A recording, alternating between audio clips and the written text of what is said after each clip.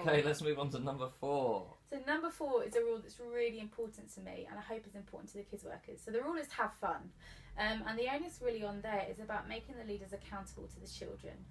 So they're training and discipling them, but we also have a commitment to do that in a way that is engaging and fun and stimulating. Fun doesn't always mean that they're running around laughing, but it should be stimulating and enjoyable.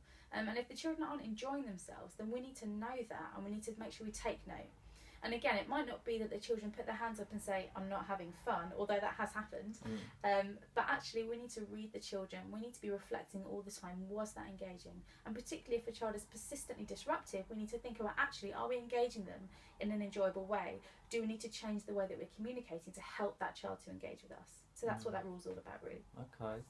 I'm wondering about, I think plays off that. Like, if a child is kind of consistently withdrawing from the group and kind of just opting out, have you got any kind of thoughts, tips, comments on how to handle that sort of situation? Yeah, that's a really tricky one, because obviously you don't want to shame the child by highlighting the fact that they're not engaging. And if they're genuinely shy or prefer kind of quieter play, then there'll be some elements of the kids club setting where they're just not that comfortable.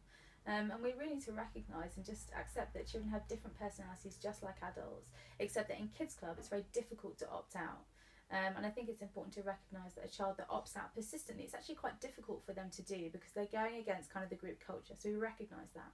And at that point, I'd be talking to the parents and finding out what they're like at home, what they're like in nursery or school, and then asking the parents to kind of guide us on how we engage them. So, for example, I had a child that kind of disengaged quite regularly in a group I sort of led a few years ago, and actually found that he just needed to be physically active. So we made sure he had something to play with, something to hold, and then we broke down the segments into much shorter chunks and made them much more interactive.